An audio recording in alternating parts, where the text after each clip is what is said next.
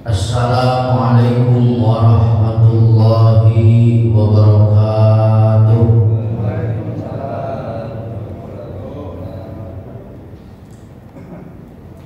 Alhamdulillahilladzi anara al-wujuda bi maulidi sayyidi waladi adnan wa ja'alahu khatamal anbiya'ihi ila jami'il insi wal jan wa faddalani lahu ala sa'iril adyan wa ashhadu an la ilaha illallah wahdahu la syarika lah al-malikul mannan wa ashhadu anna muhammadan abduhu wa rasuluh al-mustafa afdalul anam wa misbahul dhulam wa rasulul malikul alam wa ala alihi wa sahbihi al-kiram wa sallama tasliman katsira ila yaumi istifham. Qala Allah ta'ala fi ahkamil ahkam. A'udzu billahi minasy syaithanir rajim. Bismillahirrahmanirrahim. Subhanalladzi khalaqal azwaja kullaha mimma tunbitul ardu wa min anfusihim wa mimma la ya'lamun wallahu a'lam bimuradi. Shadaqallahul azim wa shadaqa rasulul habibul karim wa nahnu ala dzalika minasy syahidin was-sakirin walhamdulillahi rabbil alamin. Ma'asyiral muslimin wa zumratal mu'minin, jamaah salat subuh Masjid Jami' Taqwa dan dilanjutkan dengan kuliah subuh yang saya hormati, bil khusus para sesepuh dan bini sepuh Cing Haji Riman, Bapak Haji Masdi, Bapak Haji Asim. Ada Bapak Haji Asim itu luar maskot Masjid Darut Taqwa, maskotnya itu Bang Haji Asim, sesepuh, para ibu-ibu dan juga hadirin wal hadirat yang alhamdulillah kita senantiasa bersyukur kepada Allah Subhanahu wa taala yang telah memberikan kita karunia nikmat dan juga hidayah serta taufiknya, sehingga pada kesempatan subuh yang mulia ini bertepatan dengan 15 Ramadan, alhamdulillah kita tidak terasa sudah masuk setengah bulan dari bulan Ramadan. Mudah-mudahan amal ibadah baik sholat dan juga puasa kita menjadi puasa yang mendapatkan ganjaran berlipat dari Allah Jalla Jalaluhu. Salawat dan salam mudah-mudahan selalu tercurahkan, terkucurkan dan tergoncorkan ke junjungan alam Nabi besar kita Muhammad sallallahu alaihi wasallam, kita selaku umatnya serta pengikutnya yang senantiasa menunggu syafaatul uzma kelak di padang mahsyar. Mudah-mudahan kita mendapatkan bagian dari syafaatul uzma Rasulullah sallallahu alaihi wasallam. Bapak hadirin rahimakumullah, kita lanjutkan bahasan kitab tafsir surah Yasin kita. Allah Subhanahu wa taala berfirman di dalam surah Yasin. Al-Imam Hamamizadah, pengarang kitab ini, menuliskan tafsirannya dalam surat Yasin. Kita baca Subhanalladzi khalaqal azwaja kullaha mimma tunbitul ardu wa min anfusihim wa mimma la Subhanalladzi, maha suci Allah, khalaqa, yang telah menciptakan Allah, azwaja kullaha, semuanya berpasang-pasangan, kullaha tegasnya seluruh itu makhluk, mimma terhadap perkara tumbitu yang ditumbuhkan, al-ardu di bumi, wa min anfusihim dan dalam diri-diri mereka, wa mimma dan dari perkara la ya'lam yang kita tidak mengetahui.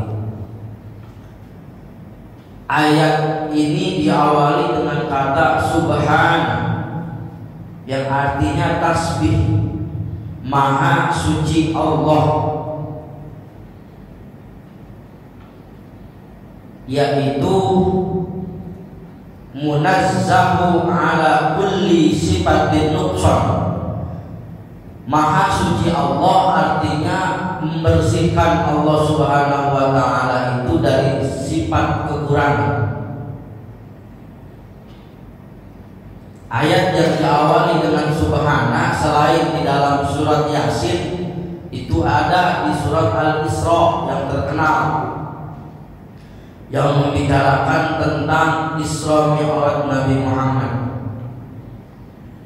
Di sini Allah mulai dengan kata subhanalladzi, maha suci Allah, khalaqal azwaj, yang telah menciptakan setiap sesuatu pasang-pasangan. Al-muradu tafsirannya yang dimaksud di sini minal azwaj, dari kata azwaj yaitu pasang-pasangan. Al-asnabu yaitu golongan, wa mimma dan perkara tumbitul ardu, sesuatu yang tumbuh dari bumi, al-azmaru buah-buahan, wal hubbat dan juga biji-bijian, wa min anfusihim dan dari diri mereka, al-dzukur laki-laki, wal inasu dan perempuan, wa mimma dan dari perkara la ya'lamuna yang tidak diketahui oleh mereka manusia, dawabun yaitu hewan, al-barri yang ada di daratan, wal bahri dan yang ada di lautan. Jadi maksud ayat ini kata Al-Imam Hammam Mizadah, Allah itu menciptakan pasang-pasangan, golongan. Di dalam penjelasan berikutnya Allah bikin pasang-pasangan, setiap yang diciptakan itu memiliki pasangan. Wa mimma tumbitul ardu, begitu pun juga dengan tumbuh-tumbuhan itu memiliki pasangan. Wa min anfusihim dan dari diri mereka, al-dzukur laki-laki, wal inasu dan perempuan. Wa mimma la ya'lamun dan dari perkara yang mereka enggak tahu, dawabu hewan yang ada di laut dan ada di darat. Kita enggak tahu, makanya ayatnya wa mimma la ya'lamun. Wa fi riwayatin ukhra, dan dalam riwayat yang lain, al-muradu yang dimaksud mimma la ya'lamun, sesuatu yang kita tidak tahu adalah ma khalaqallah, apa yang Allah telah ciptakan, disamai di langit, wal ardi dan di bumi, wal jibali dan yang ada di gunung, wal bihari dan yang ada di laut. Jadi la ya'lamun, kita nggak tahu apa yang Allah udah ciptakan, apa yang ada di laut, yang di gunung ataupun yang ada di daratan. Itu kelemahan kita, maka kita nggak tahu. Tafsirannya sebagian ulama seperti itu. Wa dzukira dan ditutur fi tafsiril akhar, dalam tafsiran yang lain, li Syaikhil Wahidi oleh Imam Syekh Wahidi, annallaha ta'ala, sesungguhnya Allah Ta'ala, kata Imam Syekh Wahidi, khalaqa telah menciptakan Allah alfa naw'in, dengan berbagai macam hewan minal hayawana pasittu mi'atin minal alfi fil bahri. 600 dari 1000 macam itu berada di dalam lautan. Jadi dalam lautan itu ada 600 ekosistem yang kita nggak tahu. Wa arba'u mi'atin dan 400 macam fil barri berada di daratan. Makhluk Allah yang ada di laut 600 ekosistem kita nggak tahu. Sisanya 400 yang ada di daratan kita pun nggak tahu. Wala tusbihu dan dari 1000 model hewan yang Allah ciptakan, wala tusbihu suwaru ba'diha, itu hewan tidak ada yang serupa bentuknya. Wala lughatu ba'diha ba'dun, dan juga tidak serupa bahasa yang digunakan dari hewan itu. Jadi kenapa ayat ini Allah awali dengan subhanallah. Kalimat subhanallah itu artinya maha suci Allah. Makanya kalimat subhana di dalam kitab fikih itu adalah kalimat yang diucapkan oleh manusia ketika melihat sesuatu yang di luar daya nalar manusia. Melihat sesuatu yang menakjubkan, maka mengucapkannya subhanallah, maha suci Allah. Allah itu menciptakan 1000 bentuk hewan yang di laut dan di darat. Dari 1000 bentuk hewan itu beda-beda, bahkan bahasanya pun beda-beda. Cuman kita nggak tahu bagaimana bahasa hewan yang Allah ciptakan. Tapi kata ulama bahwa bahasa hewan ini nggak ada yang tahu.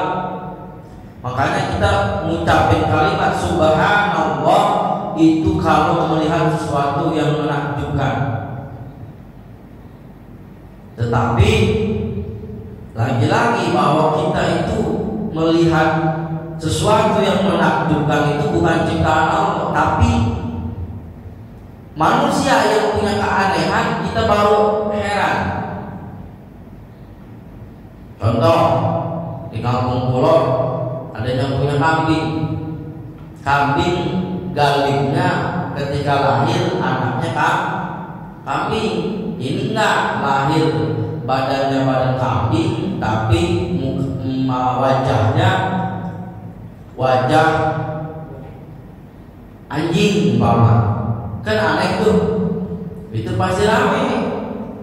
Padahal nggak seberapa dibanding dengan sesuatu yang terjadi yang diciptakan oleh Allah.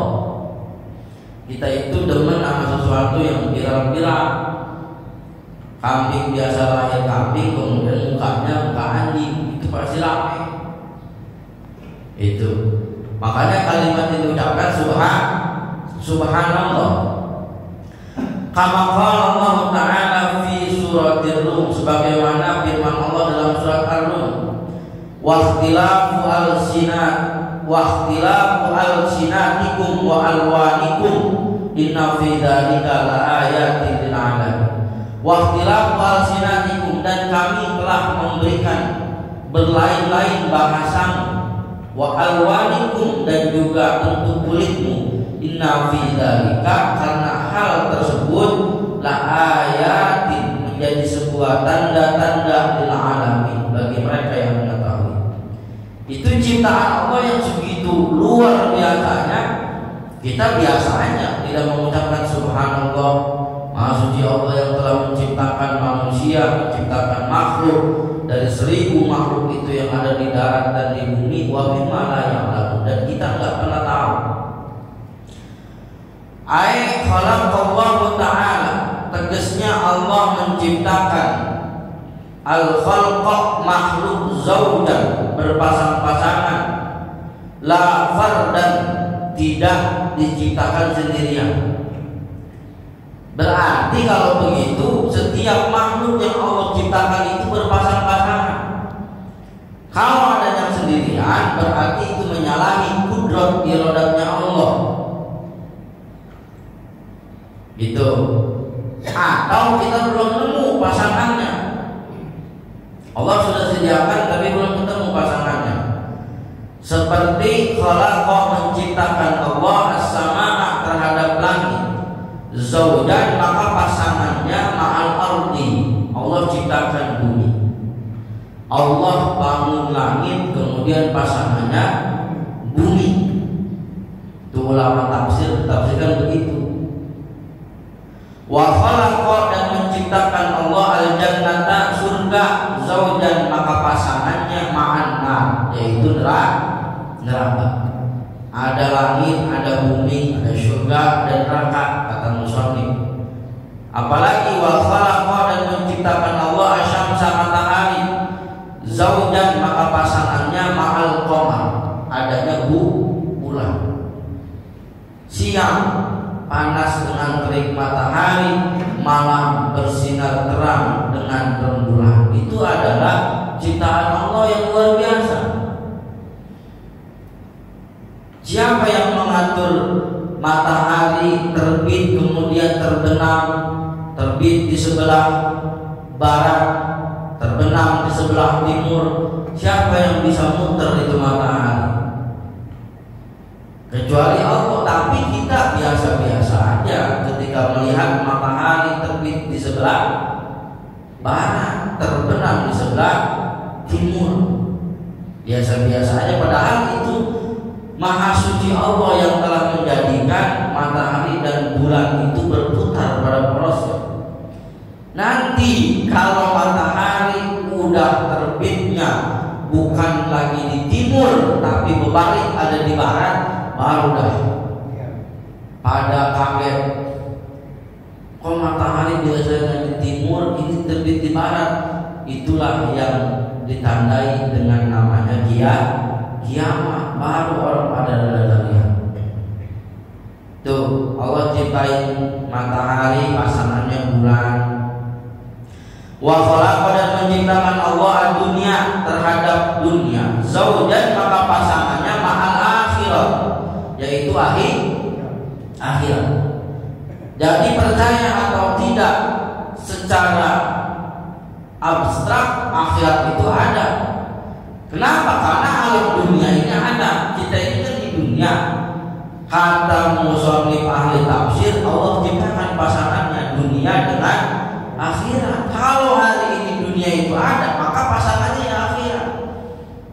Kalau masih tidak percaya dengan adanya akhirat, ya bagaimana menjelaskannya? Orang Allah menciptakan pasangan, dunia pasangannya akhirat, berarti akhirat itu ada.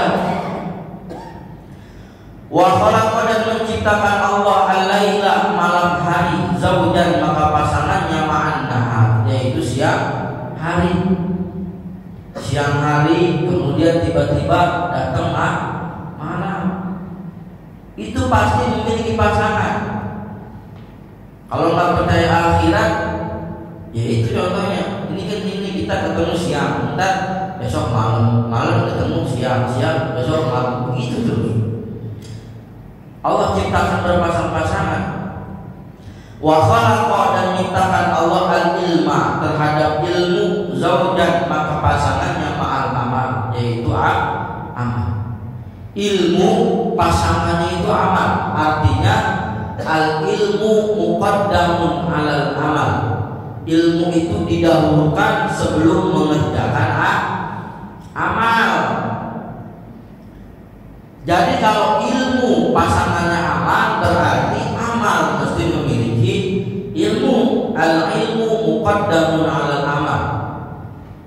Kalau bapak ibu beramal tetapi nggak pakai ilmu, dia nggak diterima. Sasar. Makanya kata ahli tafsir, ilmu itu pasangannya amal. Kan sudah dibahas dalam kitab Zubat. Bagaimana bednya orang yang beramal tanpa ilmu, maka amalnya ditolak, tidak dapat diterima. Itu di dalam kitab Zubat Ibnu Ruslan itu dibahas secara jelas bahwa orang yang beramal, dia melakukan perbuatan yang sifatnya amal baik di dunia ataupun akhirat, maka mesti didasarkan dengan ilmu. Wa kullu man ya'malu bi ghairi ilmin a'maluhu mardudatun la tuqbal. Wa kullu man bi ghairi ilmin ya'malu a'maluhu mardudatun la tuqbal. Siapa orang yang beramal tanpa memiliki ilmu, maka amalnya mardudatun, ditolak. Salat mesti pakai ilmu. Bagaimana salat yang benar? Bukan sholat yang ikut-ikut dari kita kecil. Mana yang termasuk rukun qauli, mana yang termasuk rukun fi'li, mana yang termasuk rukun sholat, mana yang termasuk sunnah sholat. Padahal tingkah apa kita ngangkat tangan, dan dalam tingkah apa tangan kita nggak diangkat takbiratul ihram, itu pakai ilmu sholat. Puasa bukan hanya menahan makan dan minum dari mulai terbit fajar sampai terbenam matahari, tapi pakai ilmu. Puasa Ramadan ilmunya itu mesti dipakai. Kalau niat puasa Ramadan niatnya dari malam hari, beda sama puasa Senin Kamis atau puasa sunnah-sunnah yang lain. Ada orang yang kagak punya ilmu, nggak paham, ngikutnya ke TV.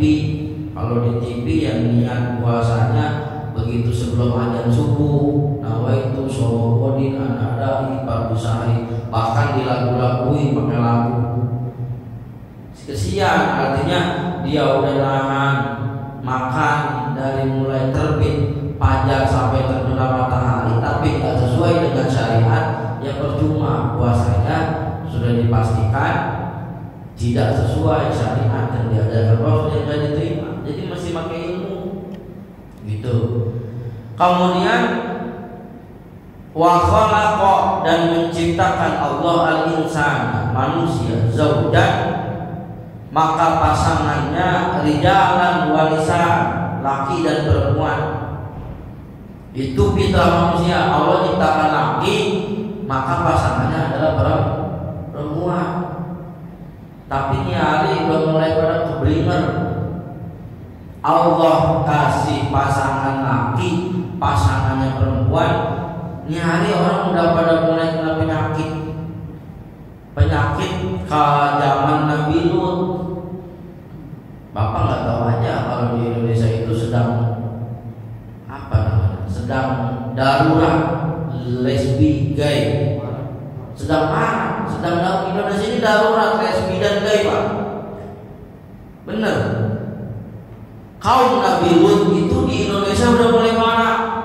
Bapak nggak tahu aja. Laki demennya sama laki. Kalau Bang Haji nggak mau. Bang Haji masih normal. Biar kata usianya udah di atas 60, tapi dia nggak mau kalau dikasih laki. Tapi kalau dikasih perempuan mau. Normal. Tapi hari ini Indonesia darurat tentang lesbi dan gay. Ini ngeri. Ini darurat Indonesia. Coba banyak. Jangan di Jakarta, ya di kampung kita banyak. Jangan lagi jalan Jakarta yang belas sonoan, belas ini ke kampung kita banyak. Cuma nggak ketahuan. Laki demennya apa? Laki. Perempuan demennya apa? Perempuan. Lesbi namanya. Kalau laki sama laki demennya ini darurat Indonesia. Bahkan pemerintahnya juga mendukung sebagian mau dilegalkan macam-macam aja. Jadi kalau misalnya udah dilegalkan ya udah terjadi seperti kaum Sodom, kaum Nabi. Indonesia ini darurat. Udahan yang ada di dekat Bali, Blasonoan dan yang jauh dari agama ini sudah darurat. Padahal Allah itu sudah menciptakan pasangannya laki perempuan, perempuan pasangannya laki.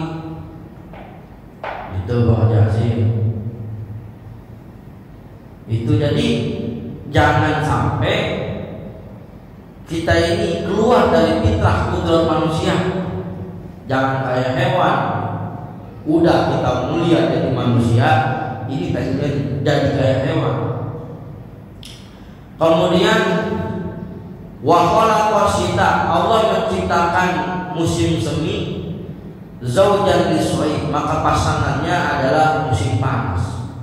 Ada hujan, ada panas. Gak mungkin hujan terus dan gak mungkin panas terus. Allah bikin pasang-pasangan. Fakhaliqu hadhil asya, dialah Allah yang menciptakan ini semua. Al-mazkurati yang disebutkan, munazzahu yang dibersihkan, an zaujatil walad, dari zat yang tersucikan dari pasangan, wal waladi dan memiliki anak, wasyariki dan memiliki sekutu. Allah itu laisa kamitslihi syai'un, tidak ada yang menyerupai baginya, fil ardi, yang ada di bumi, wala bis sama, dan enggak ada juga di langit. Allah itu laisa kamitslihi syai'un, enggak ada yang menyerupai Allah, baik yang ada di bumi ataupun di langit.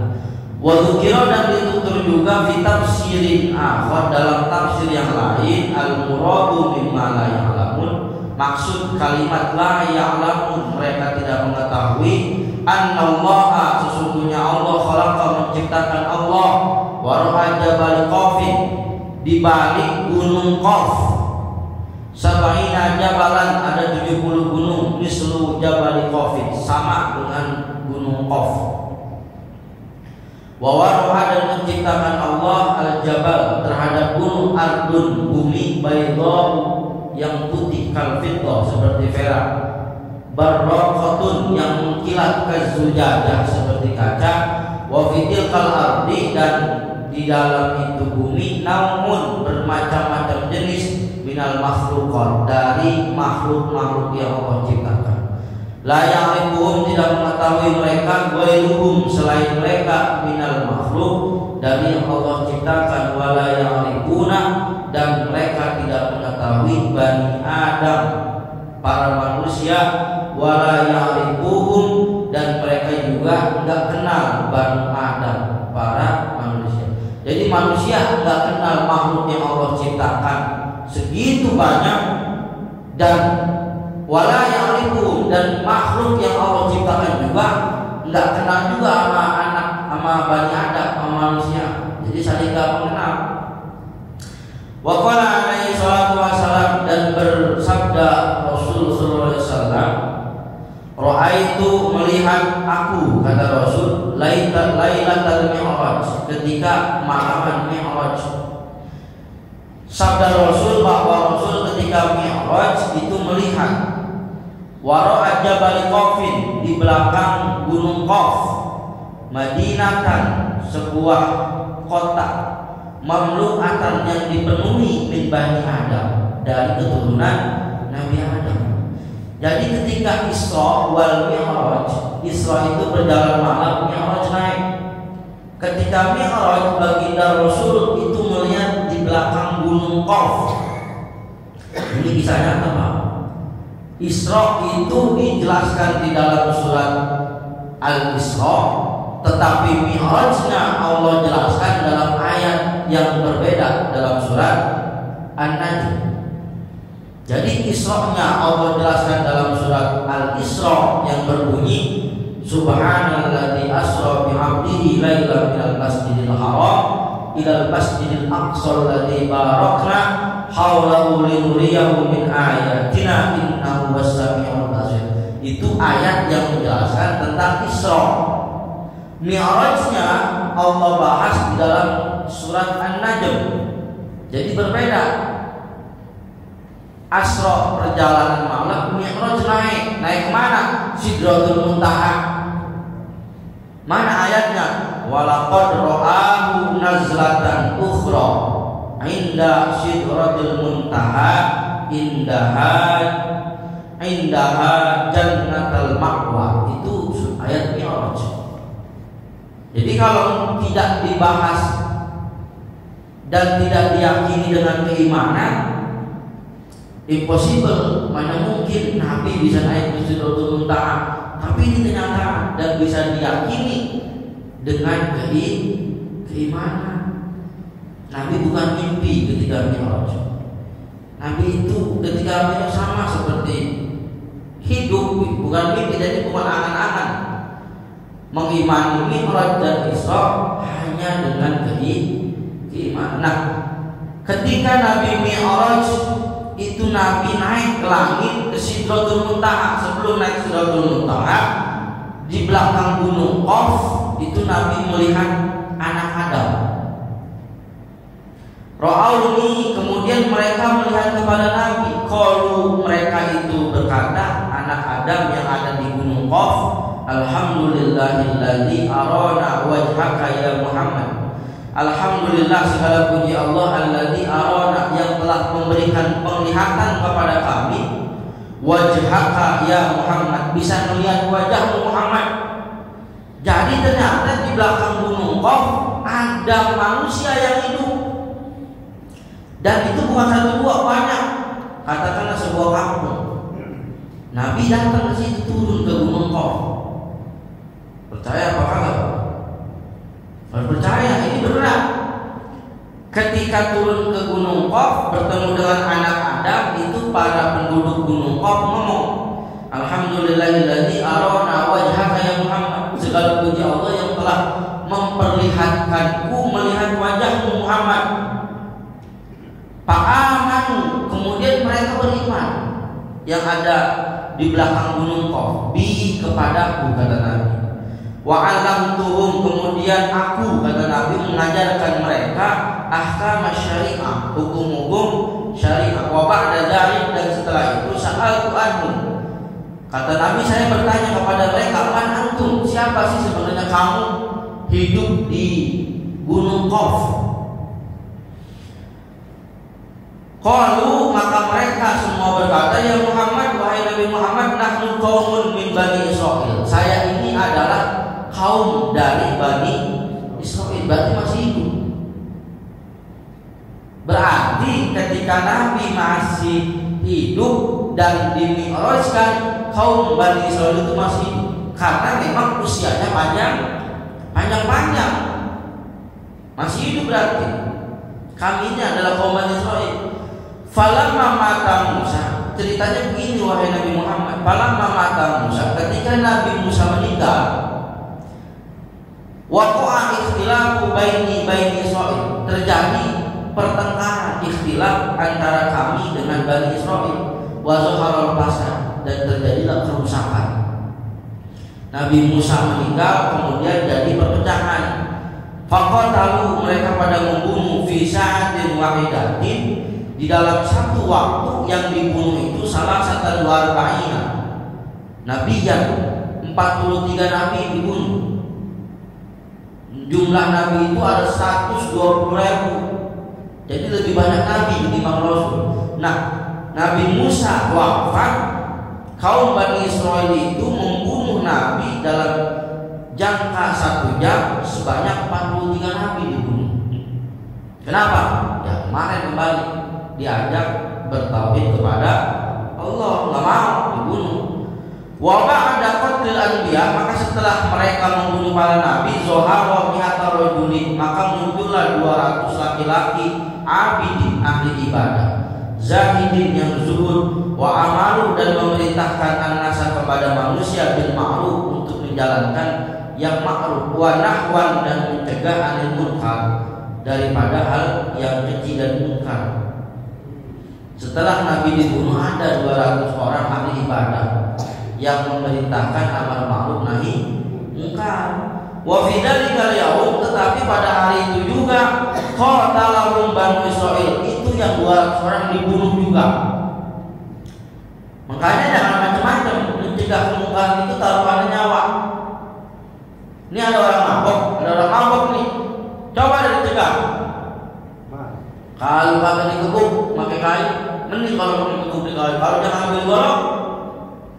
Kenapa? Mencegah kemungkaran itu nggak segampang ngajak amal ma'ruf. Kalau ngajak amal ma'ruf kan gampang.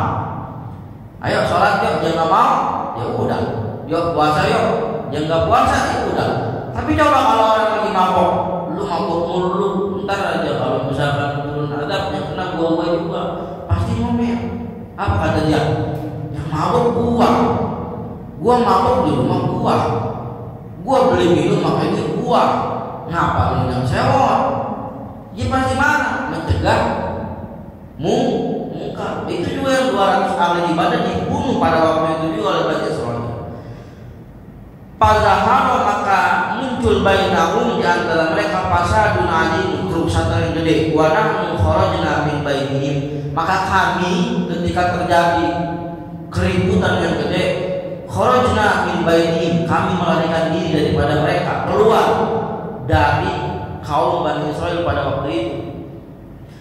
Wajibna ila sahilil bahr, dan kami ke tepi pantai atau ke tepi sungai. Wa da'awna Allah, dan kami berdoa kepada Allah Ta'ala an yukhlisana min fasadihim, kami berdoa kepada Allah supaya kami diselamatkan dari peperangan kaum Bani Israil. Ini orang yang tadi hidup di belakang gunung Qor. Pabainama nahnu, dan ketika kami sedang berdoa, wa tadarru, dengan sepenuh hati atau sekhusyuk mungkin, zaharat, maka nampak subbatun, sebuah lubang, fil ardi, di tanah, fawaqa'na, kemudian kami terperosok pihak terhadap itu lubang, wa kunna, dan ada kami semua tahtal ardi, di bawah bumi, sama niata asyara sahron, yaitu selama 18 bulan. Dikubur di dalam bumi selama 18 bulan. Berarti berapa tahun? 2 tahun kurang 6 bulan. Dia berdoa, ya Allah selamatkan saya dari pertempuran Bani Israil yang membunuh Nabi dan membunuh orang saleh. Dia berdoa dengan khusyuk, ya Allah selamatkan. Maka Allah menyelamatkan. Lewat apa?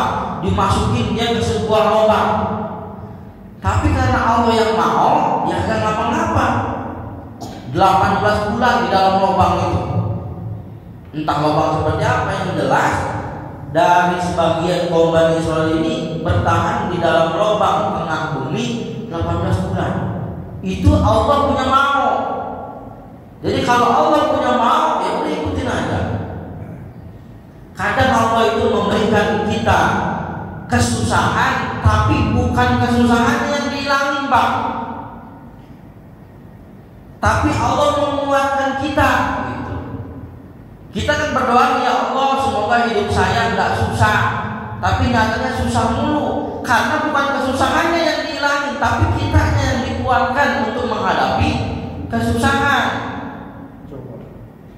Kitanya yang dikuatkan untuk menghadapi cobaan, bukan kesusahan yang dihilangin oleh Allah. Bapak pernah dengar kisahnya Nabi Ibrahim yang dibakar api? Bukan apinya yang dihilangin, Pak, tapi apa? Apinya dibikin dingin. Iya. Ini pelajaran berharga buat kita. Kalau kita berdoa, ya Allah jangan mau berikan kesusahan hidup ini, tapi kesusahan itu tetap ada. Yang Allah berikan adalah kekuatan kita dalam menghadapi kesusahan itu.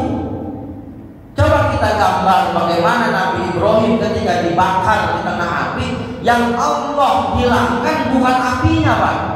Iya, apinya masih tetap ada, tapi apa? Si api itu menjadi dingin. Itu hebatnya Allah. Jadi bukan ketika kita berdoa, kok saya ini berdoa supaya nggak susah, hidupnya susah mulu. Padahal Allah menguatkan dia untuk menjalani hidup yang serba banyak cobaan, tapi bukan menghilangkan cobaan. Sama seperti Nabi Ibrahim ketika berdoa di tengah kobaran api, memohon pertolongan, Allah nggak ngilangin apinya ketika itu dihilangkan apinya menjadi padam, enggak. Apinya tetap berkobar tapi menjadi dingin. Kul jana rukuni barda wa salaman ala Ibrahim. Wah, ini mahal ini tafsirannya. Dalam hidup kita itu jadi jangan bicara hilang susahnya, tapi Allah yang menguatkan kita. Nabi Ibrahim dibakar di tengah api, bukan apinya yang dihilangin, tapi rasa panasnya. Ini yang hebat. Jadi jangan salah kaprah. Itu apalagi yang Allah berikan kepada kita. Nah, maka dia berdoa 18 bulan di tengah bumi itu. Wa ba'da dzalik, dan setelah itu kharajna ila hadzal makan. Kami keluar menuju tempat ini. Wa kana Musa, dan dulu Nabi Musa pernah berpesan kepada kami. Ini kata orang yang hidup di belakang Gunung Qaf. Apa pesan Nabi Musa? Idza ra'a ahadukum, apabila nanti kamu melihat salah seorang wajah Muhammadin, wajah Nabi Muhammad, Nabi akhir zaman, Nabi akhir zaman, fasallimu, maka harus mengucapkan salam kamu alaihi kepada Nabi Muhammad, minni, dariku. Ternyata Nabi Musa itu mendapat informasi kepada kaumnya, disampaikan suatu saat akan datang Nabi di akhir zaman yang namanya Muhammad. Siapa saja nanti yang bertemu dengannya, maka sampaikan salam saya kepadanya. Ketika itu faqalu, maka berkata itu penduduk yang ada di Gunung Qaf, alhamdulillahilladzi arana wajhaka fa'allamana Qur'an. Terima kasih segala puji bagi Allah yang telah memperlihatkanku kepada wajah Nabi Muhammad, fa'allamna Qur'an, yang telah mengajarkan kami Al-Qur'an.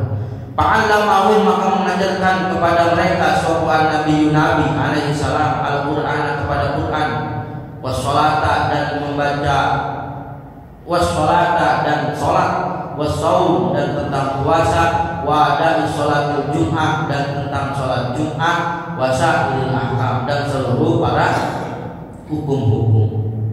Summa qala Nabi, kemudian berkata Nabi alaihi salatu wassalam, ra'aitu buyutahum, kata Nabi, ra'aitu buyutahum, saya ini melihat rumahmu bila babi, tanpa pintu. Jadi kampung yang ada di Gunung Qaf itu, kata Nabi heran. Nabi heran. Apa yang membuat Nabi heran? Di Mekah yang namanya rumah itu ada pintunya, tetapi di penduduk Gunung Qaf, ra'aitu buyutahum bila babin, saya melihat di rumah mereka itu ada rumah tapi nggak pakai pintu, Pak. Wa sa'altu an sababi, maka kata Nabi, saya ini bertanya apa yang menyebabkan bikin rumah nggak pakai pintu. Summa qala alaihi salatu wassalam, faqalu, maka berkata itu penduduk Gunung Qaf, nahnu la yakhafu ba'duna min ba'd. Nahnu la yakhafu, kami ini enggak merasa takut, kami enggak merasa khawatir, ba'duna min ba'd, dari sebagian kami terhadap sebagian yang lain. Nabi heran, orang Gunung Qaf dari Bani Israil itu bikin rumah nggak pakai pintu, Pak. Biar kata dia duitnya banyak, bininya cantik, baheno, nggak ada yang terpesona. Kenapa? Nahnu la yakhafu ba'duna, kami nggak ketakutan kalau harta kami dicuri sama mereka, sebagian saudara saya nggak ketakutan kalau bini saya digodain sama tetangga saya, nggak pakai pintu, Pak. Makanya Nabi heran. Itu penduduk Gunung Qaf. Saking apanya? La yakhafu ba'duna min ba'd. Saya tidak merasa khawatir dengan tetangga saya. Harta yang saya punya nggak bakalan diambil, bini saya nggak bakal digodain, anak saya juga aman, barang-barang saya yang berharga dari mulai yang kecil sampai yang mewah nggak bakal ada yang mencuri. Itu hebatnya orang Gunung Qaf, bikin rumah nggak pakai pintu. Tapi coba kalau umatnya Nabi Muhammad bikin rumah nggak pakai pintu, ya habis. Dia punya duit kagak boleh duit goler, pagi masih goler, sore udah nggak ada duit. Kita nggak pakai pintu.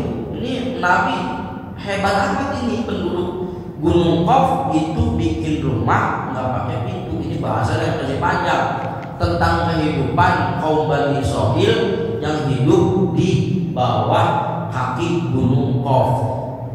Masih panjang, maka kita lanjutkan pada esok hari bagaimana kisahnya kaum Bani Israil yang masih hidup dan masih bertahan di bawah Waqi' bin Qab, kemudian bertemu dengan Rasul dan juga berbincang, sehingga pertemuan pertama yang membuat Nabi heran, orang Qab bikin rumah tanpa pintu. Kelanjutannya insya Allah kita lanjutkan esok hari. Kita tutup dengan doa mati. Subhanallahumma wa bihamdika